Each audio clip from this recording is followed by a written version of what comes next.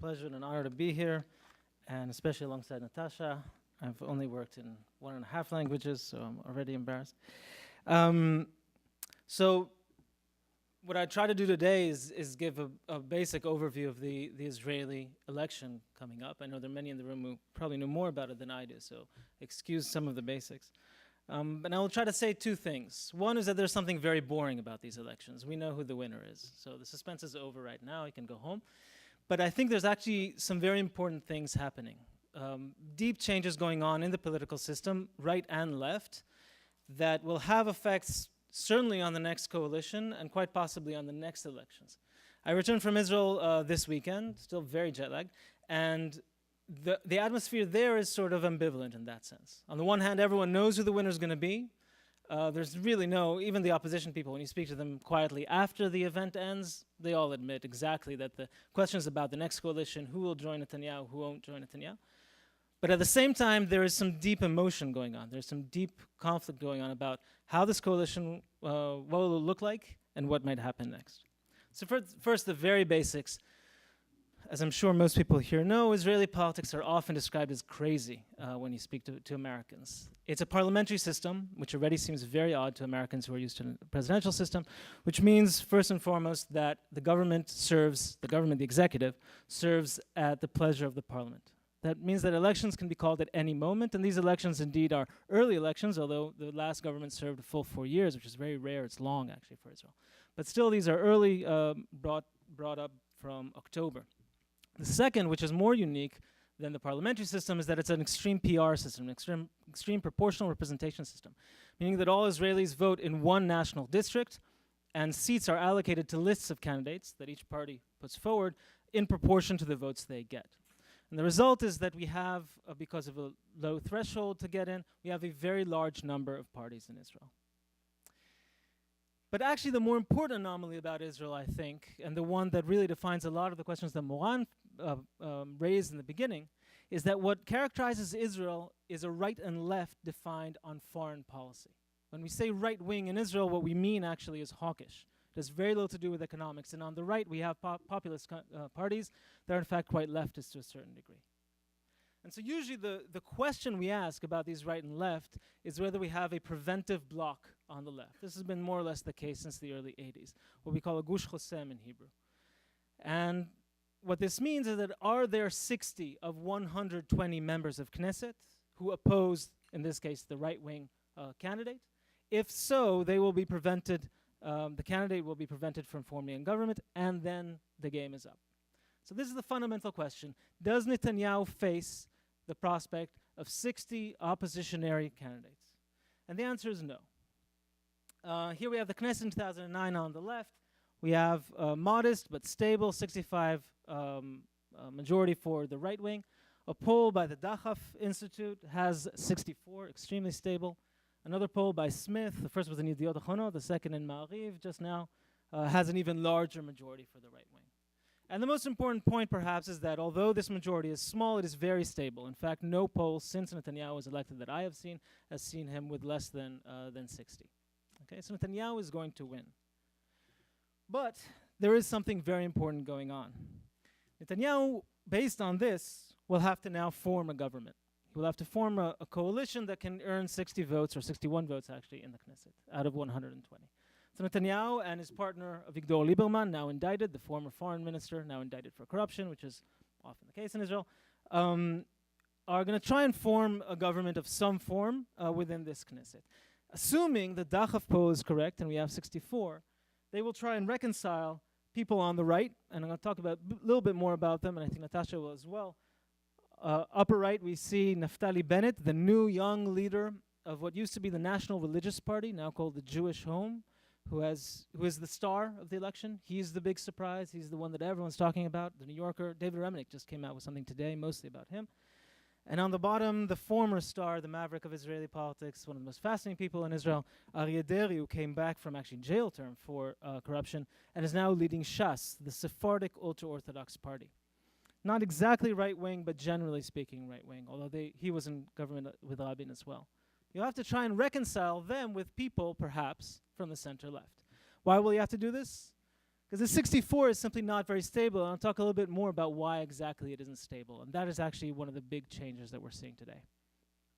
Reconciling them with candidates from the center or perhaps even left is going to be quite a challenge. On the far left, we see Sheli Yachimovich, the leader of Labor, probably the next head of opposition, who has changed Labor quite dramatically. And in the center, on the top, we see Tzipi Livni, the former foreign minister, who now heads a new party called The Movement. And down on the bottom left, we see Yair Lapid, son of Tomi Lapid, a former minister, and a very famous television person, a former colleague of Natasha, I believe. And at the very bottom, in small picture, is Shaul Mofaz, who may not make it even into the parliament. He's the former defense minister. The point I want to make is that Netanyahu coming to these elections seemed to be King Bibi. I think that was the title given in Time magazine, perhaps. The next parliament, if Dachaf poll is correct, will probably have to include a coalition with some combination of these couples. Naftali Bennett has proposed annexing Area C, that's over 60% of the West Bank, and then giving some kind of autonomy, which some people have termed in very dark terms, in the rest of the West Bank. Tzipi Livni on the left has called for resumption of earnest and aggressive talks with Abu Mazen, Mahmoud Abbas, the chairman of the Palestinian, the PLO, and the Palestinian Authority, the president.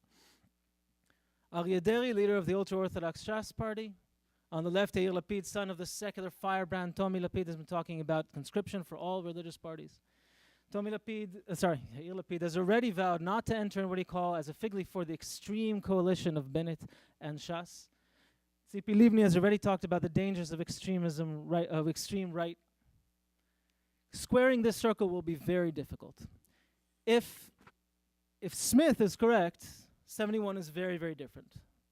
If, on the other hand, Dachaf is, we may see a coalition that is actually very unstable. So King Bibi, with his gambit of going to early elections before a budget is due, may actually be in trouble. So let's dive a little more deeply into what's going on. This is Netanyahu's main platform. On the right left, we see Khalid Mashal, the political leader, leader of the political bureau of Hamas. And Khalid Mashal says, Palestine is ours from the sea to the river, meaning the Jordan River, meaning all of Israel, the West Bank, and the Gaza Strip. This is the Likud platform that I picked up last week at an event. What did the opposition people say? On the right, Yair Lapid, I have nothing to say about this. He's talking about domestic issues.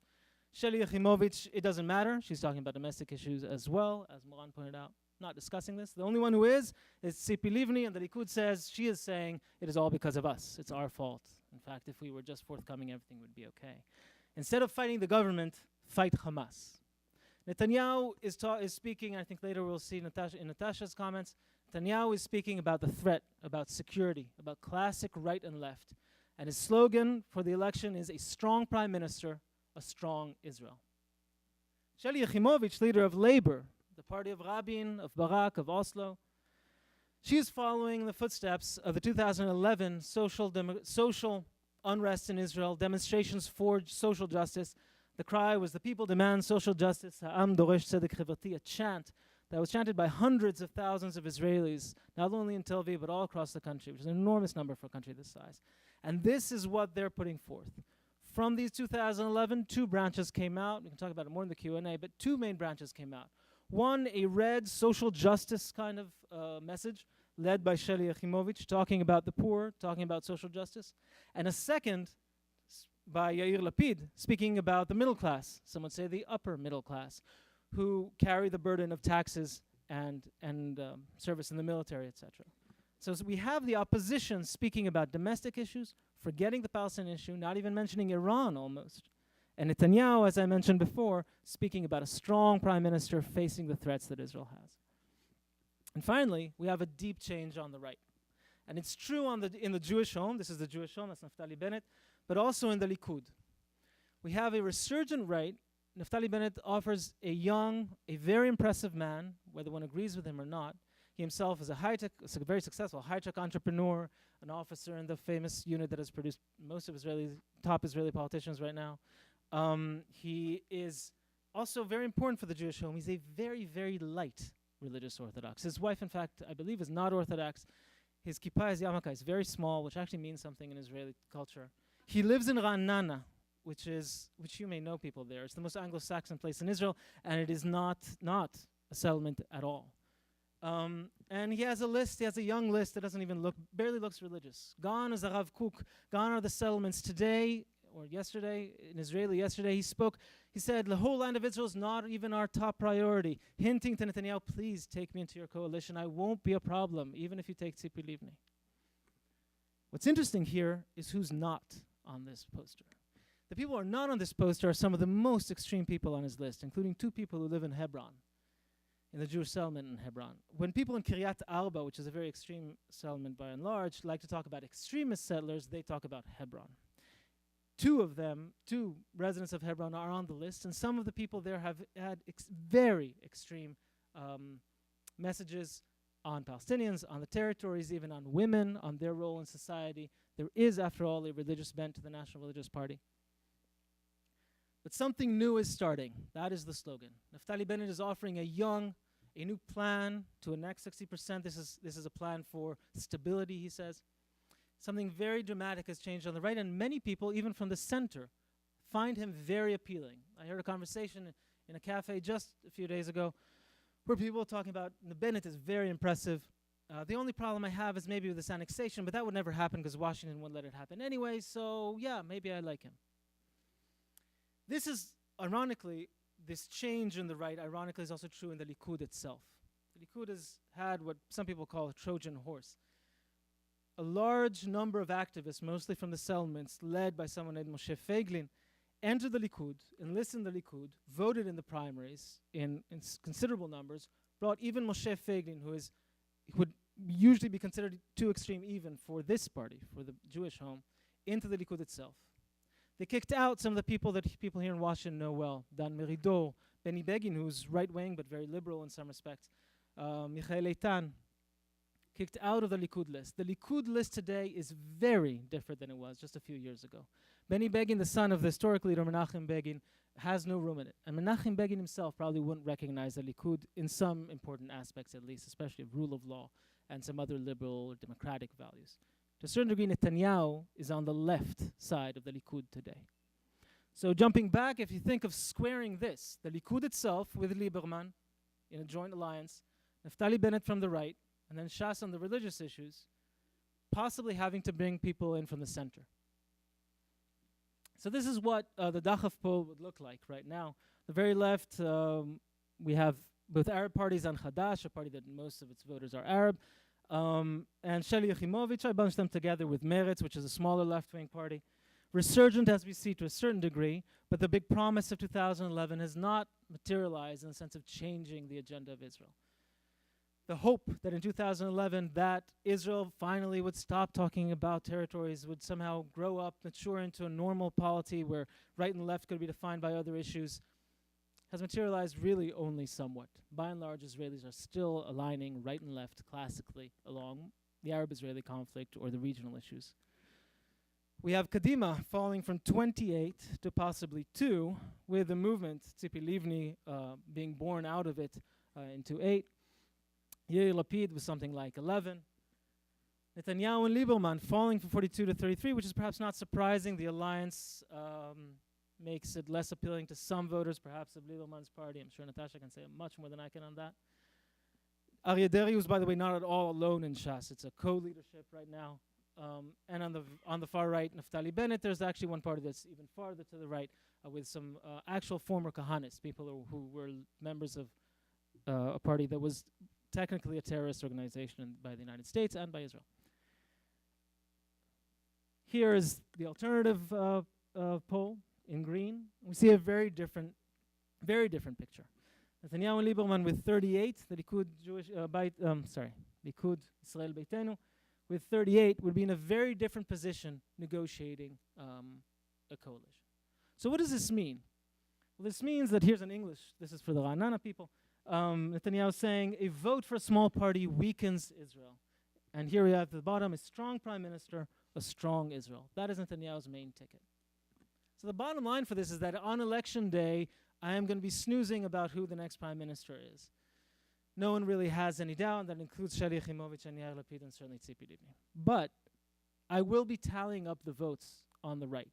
Mostly of the ultra-Orthodox parties, Shas, and the Ashkenazi one, Yadut HaTorah, of Bennett, the Jewish Home, and of the Likud Israel Beitenu. If they cross something like 64, 65, then Netanyahu can perhaps try to reconstitute his old coalition from 96, something that has, although a narrow majority, but a real majority. And even if he doesn't go for that coalition, he will have the leverage to come to people like Yair Lapid and say, look, I have a coalition without you. Come on my terms. You have to compromise with Deri, with Shas, about religious issues. You have to accept certain things that I cannot do against the settlers. You have to go along with me when I stand up to the EU, which has rumblings about possibly the big threat of a new Palestinian agenda, and maybe even the United States. We will have a new Secretary of State soon who may have other opinions. On the other hand, if this teeters on the 63 or less than 65, 66, 67, we'll have a very different story. Netanyahu will somehow have to square this circle that I mentioned earlier. And now I will venture a coward's prediction, because you could always predict it and it will generally be true. And the next Netanyahu government is unlikely to last 4 years. Squaring this kind of circle with pressure from the United States, with deep rebels inside Likud, Moshe Feiglin, who in a small coalition of 63, 64 might have actual leverage over Netanyahu, is a terrifying prospect for Netanyahu. It's not what he wanted. It's why he fought tooth and nail to keep Feiglin out and failed. If, on the other hand, the Smith poll is correct and the right wing is 72 or something, that's a very different story. Netanyahu can now bring in perhaps the center and the right and play a very different game. So the short of it is, a snoozer of an election, we know the winner, but actually dramatic changes both right and left. Social agenda on the left, deep changes on the right in terms of liberal values, in terms of the territories, things that will have a dramatic effect both on the next coalition and possibly for the next election, which may not be long in coming. And I'll stop there. Oh yeah, this is what the snoozer looks like. More or less, someone from Kadima is here speaking, and you see absolutely everyone is on the cell phone, I think, except one person, yeah. Ari Eldad, who's from the extreme right-wing party, is actually pouring some water. But then someone from Balad, a Arab secular nationalist party, spoke, and all hell broke loose in the audience. In fact, the panel ended. It was quite a disturbing scene, to be perfectly honest. This was in Netanya last week, and where I have Ari Eldad in true form, and even Yoel Chasson from Tzipi Livni's party joining in, although in much more mild term. And Ari Eldad, in the irony of the day, was speaking about Arab fascism.